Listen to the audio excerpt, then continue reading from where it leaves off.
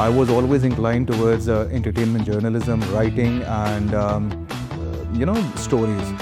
तो जब हम लोगों ने चीज़ें शुरू की तो उसके ऊपर फिर यही था कि हम लोग पोस्टिंग्स करते थे म्यूज़िक से रिलेटेड, आर्ट, फिल्म। मार्केटिंग तो बहुत बाद के अंदर आया, मतलब दैट वाज जब एक फॉलोइंग आपकी सब्सटेंशियल बन गई तो ब्रांड स्टार्टेड अप्रोचिंग, वो कम्युनिकेट करने लगे, वो कोऑर्डिनेट करने लगे। अक्सर अमूमन ब्रांड्स होते हैं वो बोलते हैं कि यार जो चीज़ हम बोल रहे हैं आप उस तरीके से कर दो, दैट इज़ पब्लिशिंग।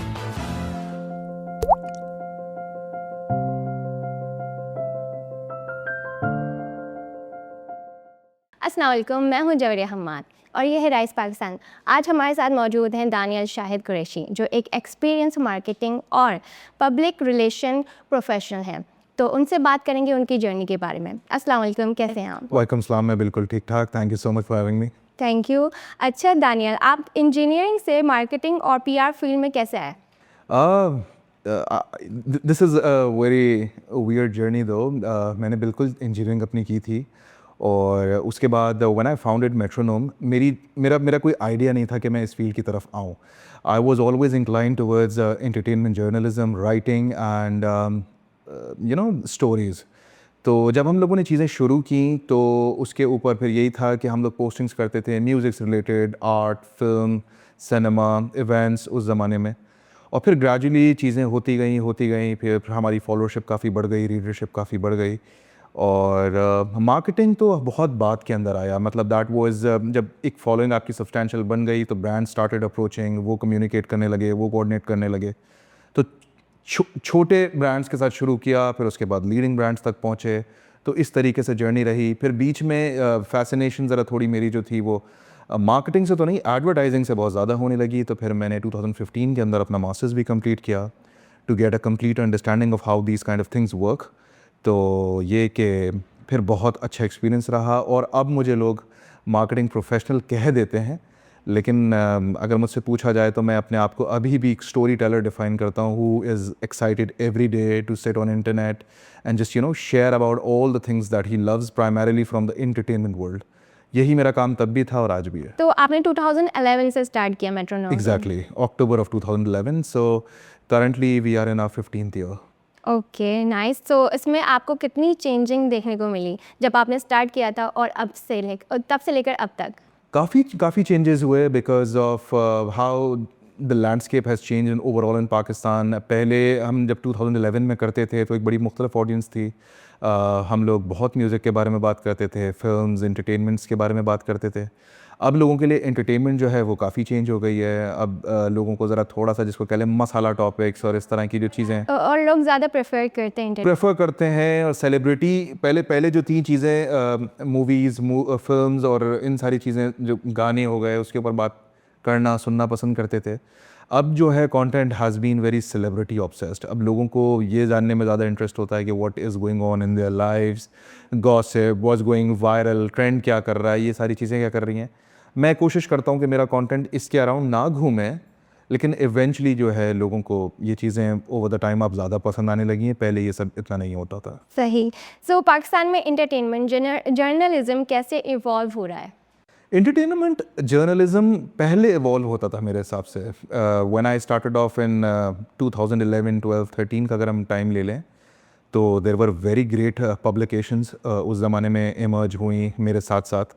और उस वक्त लोग जो थे उनका पर्पस पैसा कमाना नहीं था, उनका पर्पस था कि मीनिंगफुल कंटेंट पे काम किया जाए, लोगों को अच्छी स्टोरीज़ दी जाएं, अच्छा सा कंटेंट ड्राइव होता था उस ज़माने में। जिसको मैं आज की ज़बान में बोलूँगा कि अब ज़रा थोड़ा सा जो है वो थोड़ी सी डिसेंसी नहीं है, इमोरलिटी थोड़ी सी ज़्यादा है, मसाला ज़्यादा है और जिसको कहना है ना क्लिक बेटी कंटेंट बहुत ज़्यादा है उस ज़माने में। फेक चीज़ें भी ज़्यादा बहुत ज़्यादा है उस ज़माने में। ज़रा थोड़ा सा ग्रेसफुल कंटेंट बड़ा ज़्यादा होता था। ओवर द पीरियड मैं समझता हूँ कि चीज़ें जो है ज़रा थोड़ा सा रिग्रेस करी हैं इंस्टेड ऑफ प्रोग्रेस। तो अभी भी लेकिन बहुत अच्छे लोग हैं जो लिख रहे हैं, लेकिन वो बस अब गिनती चुनती के हैं। मेरे ख्याल से ज़्यादा नॉइज़ आजकल ज़्यादा है इंस्टेड ऑफ मीनिंगफुल पीपल। ये तो है हर प्लेटफॉर्म में। सो फैशन और लाइफस्टाइल कंटेंट के लिए इफ़ेक्टिव अप्रोच क्या है? बहुत सारी अप्रोचेज़ हैं। फ़ैशन के बारे में तो मैं इतनी बात नहीं कर सकता बिकॉज़ पर्टिकुलरली वो एक डिफरेंट नीश है, एक पूरी डिफरेंट जिसको कह लें डोमेन है, जिसके अंदर बहुत सारे पाकिस्तान में लोग हैं जो बहुत ज़बरदस्त काम कर रहे हैं। Some of them are very very जिसको कह लें पार एक्सेलेंस। और लाइफस्टाइल के बारे में मैं डेफिनेटली ये कह सकता हूँ कि आपको अपनी एक नीश पकड़नी चाहिए और आप उस चीज़ को बिल्कुल सही तरीके से फॉलो करें। आप अपनी एक लैंग्वेज, एक अपनी वॉइस पे काम करें। इस चीज़ पे फोकस नहीं करें कि यार मैं लिखूंगा तो लोग जो हैं वो मेरे काम को देखेंगे और मैं वायरल होना चाहता हूँ। वायरल होने के लिए अगर आप चीज़ें करेंगे तो फिर आप एक अलग एक मैस में आप मेरे ख्याल से रह जाते हैं। फिर आपका दिमाग जो है वो उसी चीज़ को सोचता रहता है कि यार मैं ऐसा ही कंटेंट बनाऊँ कि बस वायरल होना है मुझको। Just look out what is good for you. आप किस चीज़ को बहुत अच्छे तरीके से कर सकते हैं। आप जब कोई काम दिल से करते हैं, खुद करते हैं, तो मेरे ख्याल से ऑडियंस फिर आपको खुद ढूंढती भी आती है। And it's a slow process.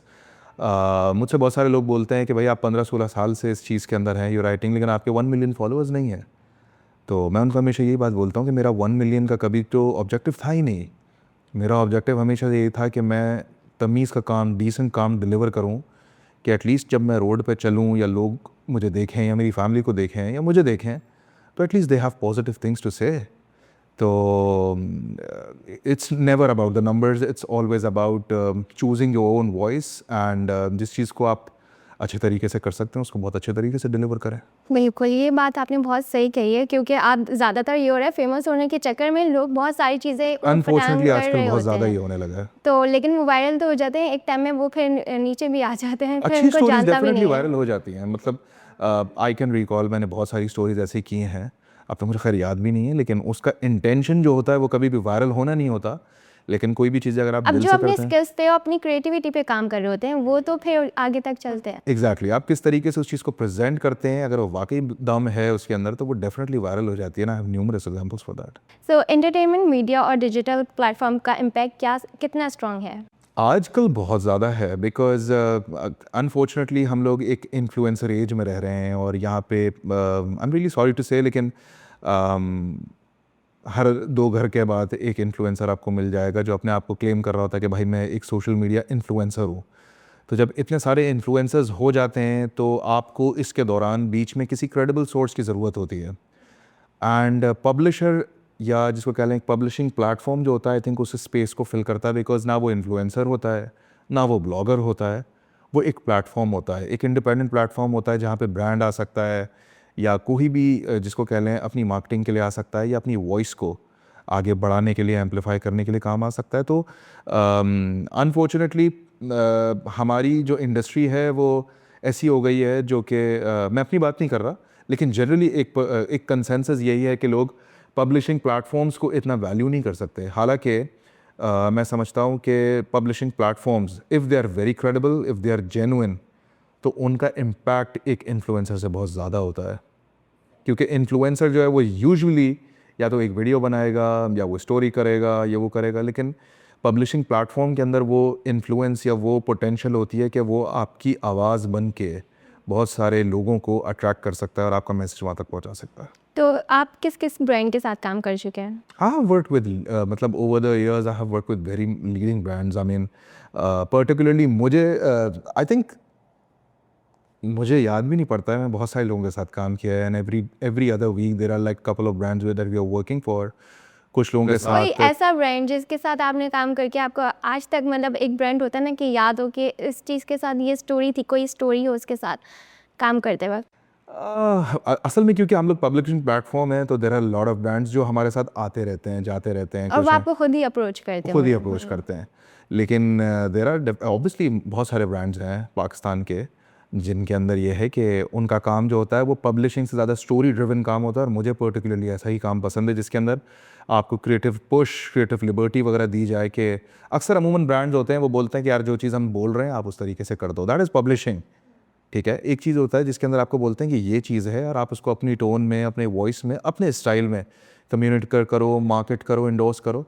तो आई थिंक मुझे उस तरह के काम में, उस तरह के ब्रांड के साथ काम करने में बड़ा मज़ा आता है। और ज़्यादातर फिर मतलब लोगों की जो इंगेजमेंट है वो उसी में एंगेजमेंट, आती ट्रैक्शन, होगी। विजिबिलिटी, लोगों का ऑडियंस का जो इंटरेस्ट है वो उस तरह के कंटेंट के ऊपर ज़्यादा होता है डेफिनेटली। ठीक है, डिजिटल एरा में पीआर का रोल कितना ट्रांसफॉर्म हो चुका है? पीआर जिसको पब्लिक रिलेशंस कहते हैं हम लोग, ओवर द टाइम जब हमने चीज़ें शुरू की थी बैक इन 2011-13 की जब मैं बात करता हूँ, पीआर को बहुत मुख्तलिफ कंसिडर किया जाता था। अब जो पीआर है अनफॉर्चुनेटली उसको मैं समझता हूँ कि उसको बड़ा डर्टी आउट कर दिया, because there are so many people. वही वाली बात है ना कि बहुत सारे लोगों को बहुत सारी चीज़ें पता नहीं है लेकिन वो इस फील्ड में है, एंड उसकी वजह से होता ये है कि जो जेन्युइन लोग होते हैं वो बिल्कुल जिसको कह लें वो शैडो आउट हो जाते हैं। तो ऑब्वियसली काफ़ी डिफरेंस आया है, क्वालिटी में बड़ा फ़र्क आया है। मतलब अब मैं समझता हूँ कि पीआर लैंडस्केप अगर पाकिस्तान की है तो बड़ा क्लियरली अगर कोई पढ़ा लिखा इंडिविजुअल है जो मार्केटिंग को समझता है या एडवर्टाइजिंग को समझता है, वो इस चीज़ को 3 कैटेगरीज में डिवाइड कर सकता है। एक तो अच्छे और जिसको कह लें क्लासी कंटेंट क्रिएटर्स, एक मिड टियर के होते हैं, और एक बिल्कुल लो जिसको कह रहे हैं उस तरह के होते हैं। तो जो थोड़ी सी सोच समझ रखता है इन चीज़ों के बारे में वो बिल्कुल डिस्टिंग्विश कर सकता है कि पीआर का लैंडस्केप बहुत डिवाइडेड रहा है और अब हो चुका है मज़ीद पाकिस्तान। और अब कौन सा सबसे ज़्यादा, जैसे आपने 3 कैटेगरीज बताई, अभी कौन सा सबसे ज़्यादा चल रहा है? मेरे ख्याल से mid tier to low tier ज़्यादा चल रहा है। उसकी वजह यह है कि ब्रांड्स को एक तो अवेयरनेस नहीं है, और ब्रांड्स समझते हैं कि भाई लो वाला जो है वो हमारे लिए फ्री में कंटेंट कर देगा। तो मुझे वो जो आई एम सॉरी से लेकिन जो फ्री में काम करता है उसका काम पे फ्री जैसा ही दिखता है, क्योंकि उसके अंदर एफर्ट नहीं डालता, वो उसके अंदर वो बिल्कुल एफर्ट नहीं डालता, और बस ऐसे ही वो चलाऊ काम होता है। तो फिर चलाऊ काम का बिल्कुल चलाऊ रिजल्ट होता है। ऐसा ही है, वो प्रीमियम लुक नहीं आता हाँ, फिर। लीडिंग ब्रांड्स, जो बड़े ब्रांड्स जिनके अंदर स्टेक होल्डर्स या जिसको आप कह लें कि उनके ब्रांड मैनेजर्स, मार्केटिंग मैनेजर्स खासतौर पे अगर पढ़े लिखे हैं और अच्छी हाँ। जगहों से पढ़े लिखे हैं और उनको अच्छा ब्रांड एक्सपोजर है, मेरे हिसाब से वो हमेशा सोचते होंगे कि उनको किसके साथ काम करना है। And there are very much brands in Pakistan जो कि बहुत सेलेक्टिव अपना काम रखते हैं और उनका काम बहुत डिफरेंट दिखता है। सो आपके नज़दीक इफेक्टिव कंटेंट की कोर क्वालिटी क्या होती है? मेरे हिसाब से 3 क्वालिटीज़ होती हैं किसी भी कंटेंट को अफेक्टिव कंटेंट बनाने में। एक तो ये है ओरिजिनलिटी। आप किसी का स्टाइल, किसी का जिसको कह लें टोन ऑफ वॉइस, आप क्योंकि ये जो कर रहा है ये इसके लिए बहुत अच्छा है तो मेरे लिए भी ये बहुत अच्छा होगा, it doesn't work this way, at least in this industry. तो आपको ओरिजिनल होना बहुत ज़रूरी है, आपको एक अपनी नीश बनाना बहुत ज़रूरी है। अगर आप लाइफस्टाइल में अच्छे हैं तो आप सिर्फ लाइफस्टाइल का काम करें, आप फूड में ना जाएं। इसी तरीके से अगर आप फूड में अच्छे हैं तो आप चैरिटेबल या एनजीओ टाइप के काम ना करें। तो जस्ट पिक वन नीश, अपनी ओरिजिनलिटी रखें। दूसरी चीज़ ये है कि अपने काम को आप इवॉल्व करते रहें, एक ही चीज़ ना करते रहें, अपने आप को देखते रहें कि मैं इस काम को पिछले काम से कैसे बेहतर कर सकता हूँ। आप अपने काम को अपग्रेड करें, आप दूसरे लोगों को देखें, आपकी फील्ड में जो और लोग हैं जो आपसे ज़्यादा बेहतर काम करते हैं, आप उनसे सीखें। यहाँ पे बहुत बड़ी बात जो है समझने की वो ये है कि कॉपी नहीं करें उनको, उनसे सीखें कि how are these guys better than me. और तीसरी चीज़ आपके पास ये है कि कंसिस्टेंट रहें। हमारी फील्ड में ख़ास तौर पे पर्टिकुलरली पीआर या इन्फ्लुएंसर इंडस्ट्री की अगर मैं बात करूँ, बहुत सारे लोग सिर्फ इस चीज़ में आ जाते हैं कि यार मैं इन्फ्लुएंसर। कैसे आप इन्फ्लुएंसर हो? आपके पास 500 फॉलोअर्स हैं, you are not an influencer. आप तो अभी खुद इन्फ्लुएंस हो दूसरों से ताकि आप अपना काम बेटर करो और फिर आप ज़िंदगी में आगे चल के एक ऐसे बंदे बनो कि आपकी एक वॉइस हो जिससे लोग इन्फ्लुएंस हो। तो I think consistency is something. बहुत सारे लोग हैं जो कि 2 महीने 3 महीने तो बड़ा रेगुलरली काम करते हैं इफेक्टिवली, फिर वो जोन आउट हो जाते हैं, वो दूसरी चीज़ों में चले जाते हैं या उनको ये चीज़ बड़ी रिवॉर्डिंग नहीं लगती। एक तो मसला ये है पाकिस्तान में कि लोग मेहनत कम करना चाहते हैं और उसके जल्दी फ़ौरन अगेंस्ट जो है वो चाहते हैं कि भाई उनको पैसे मिलने लग जाएं, लीडिंग ब्रांड्स के साथ वो करें, बिलबोर्ड्स पर उनकी तस्वीरें हों। ऐसा नहीं होता, अच्छी चीज़ में हमेशा टाइम लगता है, good things always take time. So consistency is very important. क्योंकि उसके पीछे बहुत सारी मेहनत होती है, टाइम होता है। ऑब्वियसली। सो कंटेंट स्ट्रेटजी बनाते वक्त ऑडियंस को कैसे डीपली समझा जा सकता है? आई थिंक कंटेंट स्ट्रेटजी जो है डिपेंड करता है कि आप किस नीश में हैं, किस ब्रांड में हैं। और अगर आप किसी पर्टिकुलर ब्रांड के ब्रांड मैनेजर हैं तो रिसर्च के थ्रू, क्वालिटेटिव क्वांटिटेटिव एनालिसिस के थ्रू आप सोशल मीडिया पे देखते हैं कि आपका कंटेंट किस तरह के लोग इंगेज करते हैं, तो आपको आई थिंक आइडिया हो जाता है कि मेरी ऑडियंस किस तरीके की है। तो मेरे हिसाब से तो सबसे मैजिक रेसिपी जो होती है किसी भी कंटेंट स्ट्रेटजी को लेआउट करने में लिए, नो योर ऑडियंस, और उनको देखते हुए कंटेंट बनाएं। बहुत सारे ब्रांड्स हैं पाकिस्तान में, वो बोलते हैं कि नहीं यार हमारी एक टोन है और लोगों को ये समझना है। हालांकि ऐसा नहीं है। अगर आपको ऑडियंस में मशहूर होना है, अगर आपको ऑडियंस का जिसको कह लें ना पॉजिटिव इम्पैक्ट चाहिए, तो आपको उनके लेवल पे जाके बात करनी पड़ेगी। आपको वो बात करनी पड़ेगी जो वो सुनते हैं, कंज्यूम करते हैं, उनको पसंद है। So you have to know your audience before outlining any sort of a good content strategy. ठीक। सो पाकिस्तान में इन्फ्लुएंसर मार्केटिंग का करंट लैंडस्केप आप कैसे देखते हैं? मैं बिल्कुल वैसे ही देखता हूँ जैसे मैंने आपको प्रीवियसली बताया है कि अनफॉर्चुनेटली दुनिया के अंदर ये एक बहुत ज़्यादा जिसको कह लें ब्रिलियंट एक डिवीज़न है मार्केटिंग का, जहाँ पे इंटरनेशनली बहुत ज़्यादा ज़बरदस्त काम हो रहा है, लेकिन पाकिस्तान में वो जब आता है तो वो स्केल डाउन होकर मैं उसको तो 3 कैटेगरीज में डाल देता हूँ। जो एक जो कि आपने बताई एक्सेलेंट हैं। क्रिएटर्स हैं, वो एक उन्होंने एक अपनी एक जिसको कह लें एक लीग बनाई हुई है। मिड टियर वाला उसको टच करने की कोशिश डेफिनेटली कर सकता है और मेहनत करेगा तो वो उस कैटेगरी में चला भी जाएगा। लेकिन किसी भी अगर आप पीआर एजेंसी को ले लें या किसी भी पीआर मैनेजर को देख लें, तो उसके भी माइंड में या उसके भी लैपटॉप के ऊपर एक फ़ाइल ज़रूर होगी जिसके अंदर वो बोलेगा यार ये टॉप क्रिएटर्स हैं, ये मिड वाले हैं, ये लो वाले हैं। तो ये लैंडस्केप है अनफॉर्चुनेटली। और ये लैंडस्केप बनता है 2-3 चीज़ों से। आई मीन आपके बजट्स के ऊपर बनता है, आपके काम, आपकी क्वालिटी और आप किस तरीके से अपनी चीज़ों को रेजोनेट करते हैं उस हिसाब से बनता है। अच्छा, आपको क्या लगता है आपके टाइम में ज़्यादातर सेलिब्रिटीज़ की ज़्यादा इंगेजमेंट है या फिर जो अब नए आने वाले इन्फ्लुएंसर हैं मेरे उनकी? टाइम में पहले या अभी? अभी। मेरे हिसाब से क्रिएटर्स जो हैं उनकी ज़्यादा इंगेजमेंट होती है क्योंकि ऑडियंस जो है वो रिलेट कर सकती है। अब जैसे फॉर एग्जांपल कोई सेलिब्रिटी है और वो एक शैम्पू ऐड कर रहा है, तो हम सब लोगों को पता है कि भाई उसको पैसे मिले हैं और वो इसलिए उस शैम्पू ऐड के अंदर खड़ा हुआ है। तो बिलबोर्ड्स और इन सारी चीज़ों से आप प्रोडक्ट ले तो सकते हो, लेकिन बहुत उसके चांसेस हैं कि आप कम लो। ट्रस्ट बिल्ड नहीं कर पाते ट्रस्ट उनके बिल्ड ऊपर। नहीं कर पाते, रिलेट नहीं कर पाते। रिलेट करता है आपके साथ क्रिएटर, क्योंकि वो आप ही जैसा इंडिविजुअल है। वो मूवीज़ में नहीं आता, वो म्यूज़िक वीडियोज़ में नहीं आता, वो आपकी तरह एक बंदा है जो कि कंटेंट करता है, उसके हाथ में फ़ोन है and he is just trying to portray something very interestingly. तो फॉर एग्जांपल अगर कोई बहुत बड़ा सेलिब्रिटी है, वो अगर मुझे बोले कि यार ये बर्गर है बहुत अच्छा और वो बर्गर लेके खड़ा हुआ है शारा फैसल पे, उसका बिलबोर्ड लगा हुआ है, देयर इज़ लाइक 5% चांसेस कि शायद मैं उस देख के उस ऐड को देख के मूव हो जाऊँ, रादर देन कि कोई क्रिएटर हो वो मुझे पूरा अपना बर्गर दिखा रहा है और ये बता रहा है, क्योंकि मुझे उसमें रियलिटी भी दिख रही है, ओरिजिनल विजुअल्स दिख रहे हैं, ओरिजिनल वीडियो दिख रही है।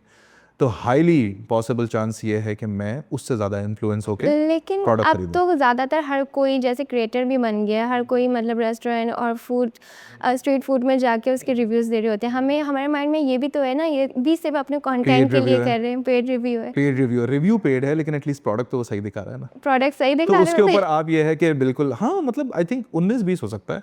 चलें, उसको ज़्यादा अच्छा प्रोडक्ट इसलिए मिल गया because he has to make a video out of it. लेकिन ये है कि इफ़ मतलब एटलीस्ट वो प्रोडक्ट उस प्रोडक्ट से तो बेहतर होगा ना जो शारा फैसल पे जो तस्वीर लगी हुई है, बड़ी फैंसी सी लाइटेड तस्वीर।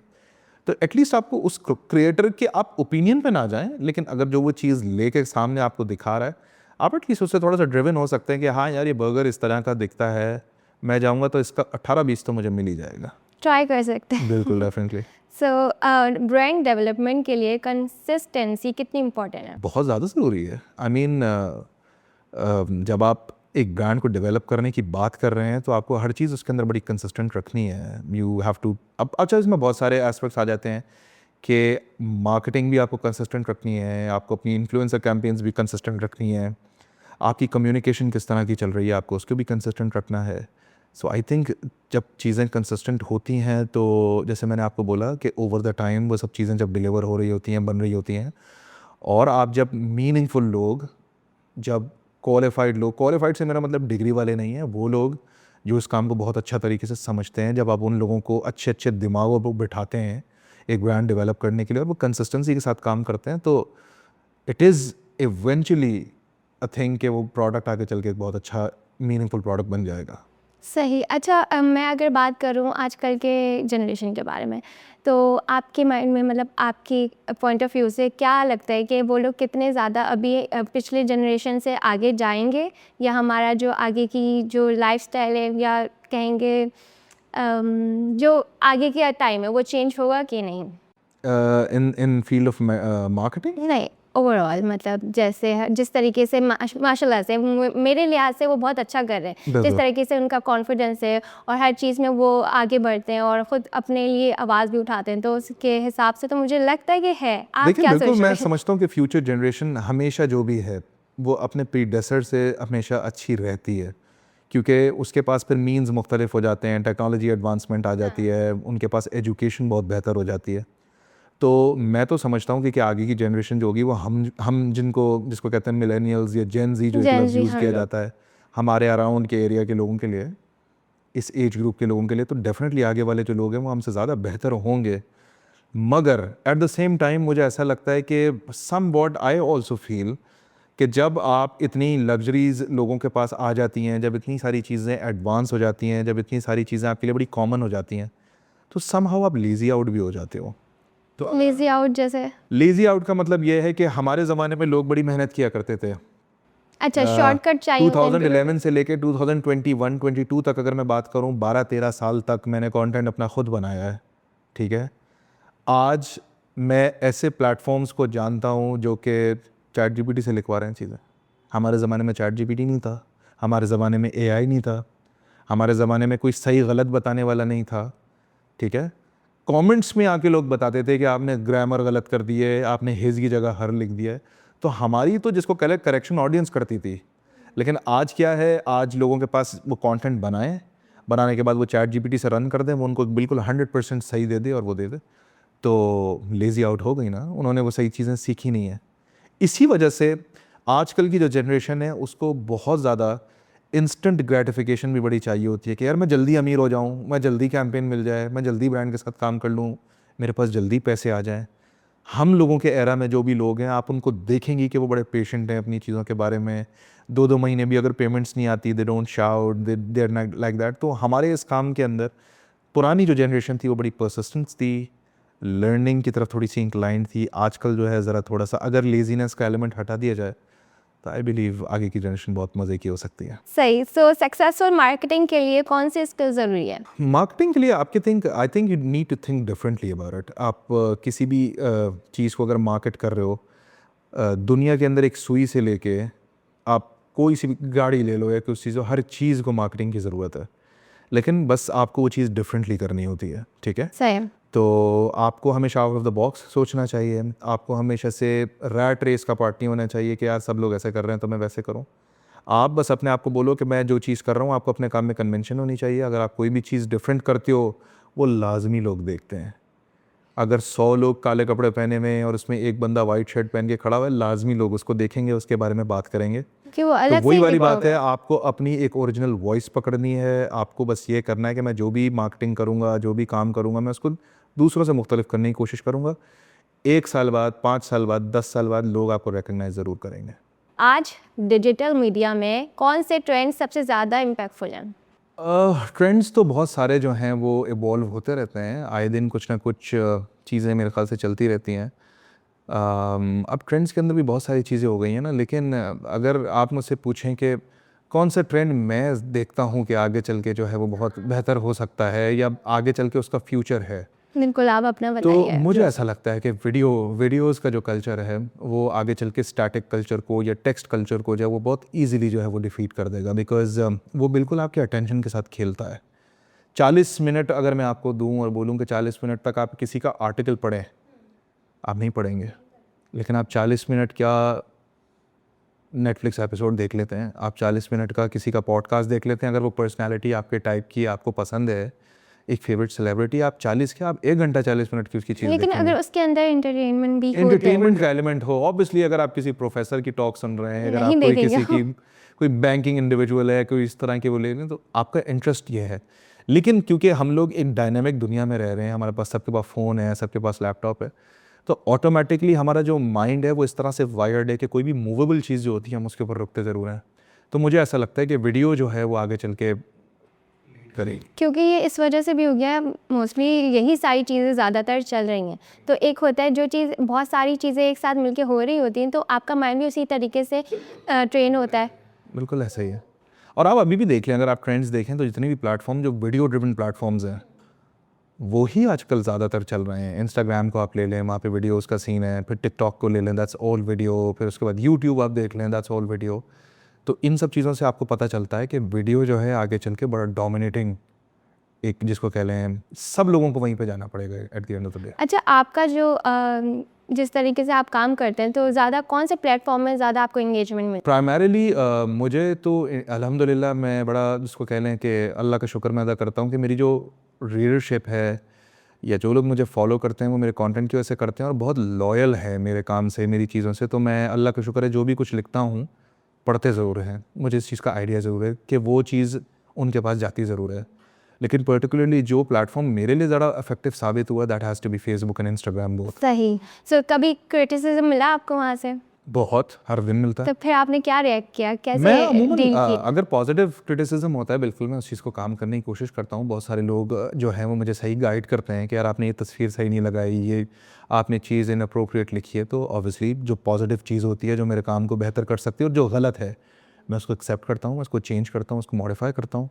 अच्छा, कुछ लोग होते हैं जो जिसको आप कहते हैं बुलीज होते हैं, जो मतलब जिसको कह लें नेगेटिव, बस उनका काम ही यही होता है कि वो क्रिटिसिज्म होता है तो फिर obviously I just tend to ignore them rather than commenting on them, reply करना, झगड़ना कि यार तुमने मुझे ये क्यों बोल दिया, वो बोल दिया। I am not into. तो इसका रिएक्ट देना चाहिए या नहीं देना चाहिए?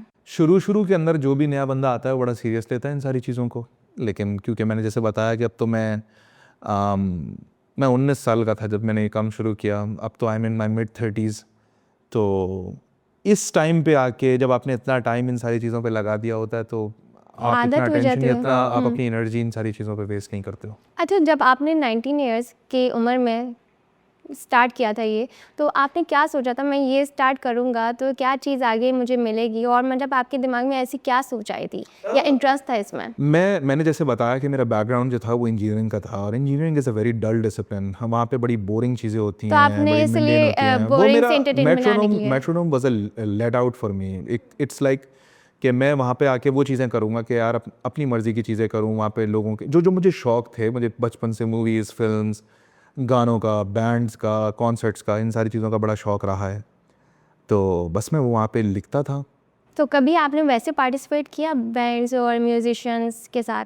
मेरी दोस्तियाँ बहुत सारे लोगों के साथ रही हैं और obviously there are lot of friends मेरे हैं जो कि बैंड्स में हैं, उन्होंने म्यूज़िक बजाया भी है। इनफैक्ट शुरू के अंदर मेरे बहुत सारे क्लास फेलोज़ जो थे, 3-4, आई एम सॉरी बहुत सारे तो नहीं, 3-4, लेकिन ये कि उन लोगों से बिल्कुल इंटरेस्ट मेरा डेवलप रहा। We used to go to concerts, we used to listen different kind of music. तो उस ज़माने में वो जो था वो एक हमारा एक मेट्रोनोम जो था बस वो एक आउटलेट सा होता था कि हम उस सारी चीज़ों को करें।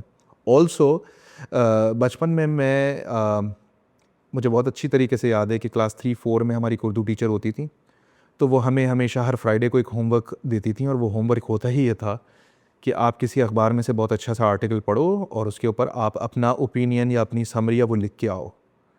तो आज जब मैं सोचता हूँ तो metronome is exactly that. I read stuff, I put my opinion into that, उसको मैं अपने स्टाइल में करता हूँ। तो वो मेट्रोनोम जो है वो उसी होमवर्क का मेरे ख्याल से शायद आई थिंक एक मॉडिफाइड वर्जन है जिसको मैंने बहुत पॉलिश आउट कर लिया। तो वही चीज़ें होती हैं कि बेसिकली आप कुछ नई चीज़ें नहीं कर रहे होते हो, आप अपने किसी बचपन के पैशन को पकड़ते हो और आप उसको एक दिन सोचते हो और बोलते हो कि यार मैं इस चीज़ को आगे तक लेके इस चलूँगा। पे मेरा इंटरेस्ट था, वो चीज़ क्लिक कर जाती है। क्लिक कर जाती है आगे चल के, समवेयर आपके वो सबकॉन्शियस में होती है एंड जस्ट डू इट। अच्छा, आपने स्टार्टिंग में आप अकेले थे जब स्टार्ट किया, तो अब आपकी कितनी बड़ी टीम हो चुकी है इसके पीछे, या अकेले अभी आप ही कर? We have couple of people, we have 5 to 6 people, but primarily I would like to credit my sister. She's there with me. तो हरीन जो हैं, she looks after a lot of things on Metronome. कभी मैं unavailable होता हूँ या कभी मैं बहुत सारी चीज़ों में नहीं होता तो she looks after my work. She has been there with me for like around 7 to 8 years now. उसको भी ये काम सिखाया और फॉर्चुनेटली उसका भी इन सारी चीज़ों में बड़ा इंटरेस्ट रहा, तो बड़ा इजीली उसने ये काम कर लिया। तो it's like it's running into a family now. और ये है कि हमारा जो एडिटोरियल वर्क है जिसके अंदर काम का एडिट है, पिक्चर्स का एडिट है, ये वीडियोस का एडिट है, वो सारा हरीम देखती हैं। मेरी अनअवेलेबिलिटी में भी सारी चीज़ें वो देख रही हैं। तो इट्स कोर टीम के अंदर तो हम दोनों ही हैं। बाकी जो आउटसोर्सिंग के अंदर है, जैसे कभी इवेंट्स होते हैं तो उसमें फोटोग्राफी है, चीज़ें हैं, जो भी रिक्वायर्ड काम होते हैं तो उसके अंदर definitely I do outsource people. ठीक है। सो सबसे लास्ट क्वेश्चन कि राइस पाकिस्तान के ऑडियंस को और यूथ को आप क्या मैसेज देना चाहेंगे? अगर राइस पाकिस्तान की ऑडियंस मेरा यहाँ तक पॉडकास्ट सुन चुकी है तो आई बिल्कुल सुनेगी। Would like to thank them for bearing my conversation till here. और आखिरी में मैं बस हमेशा से एक यही बात कहता हूँ कि आजकल के दौर में सबसे मुश्किल काम जो है वो ये है टू स्टे ओरिजिनल। अपनी आवाज़ को ढूंढें, अपने आप को एक्सप्लोर करें कि आपका इंटरेस्ट किस चीज़ में है। जस्ट बिकॉज ये बंदा सक्सेसफुल इस चीज़ में हो गया तो मैं भी यही चीज़ कर लेता हूँ, ऐसा ना करें। अल्लाह ताला ने सबको कोई ना कोई, जिसको कह लें, एक कैपेबिलिटी दी है। उस कैपेबिलिटी को ढूंढें, उस चीज़ को एक्सप्लोर करें, उस चीज़ को बेहतर करें और उस चीज़ पे कायम रहें। 1 साल बाद, 3 साल बाद, 5 साल बाद दुनिया आपको देखेगी, आपको पढ़ेगी और आप अपने आप को शुक्रिया कह रहे होंगे कि यार finally I have my voice and I listen to it. A lot of people still are trying to figure out. 50-50 साल के लोग हो जाते हैं, 60-60 साल के लोग हो जाते हैं, जब आप उनसे पूछें ना कि हु आर यू, उनके पास उसका जवाब नहीं होता। तो don't be that, be somebody के कोई आपसे पूछे हु आर यू, तो आपके पास इतना बड़ा हिस्से होना चाहिए वो बताने के लिए। बिल्कुल, That's what I क्योंकि would say. लाइफ और इसको आपने ही लिखना। Exactly, that's what I would say. Thank you so much Daniel. Thank you so much for having me. It was a pleasure talking to you. I loved the setting and everything. Thank you so much once again for having me. It was an absolute pleasure talking to you, sharing my views, and I hope लोगों को भी हमारी conversation अच्छी लगी। बिल्कुल, और thank you so much once again. Thank you. सही, thank you आपके देखने के लिए भी। मिलते हैं नेक्स्ट एपिसोड में। अपना बहुत सारा ख्याल रखिएगा। अल्लाह हाफिज़।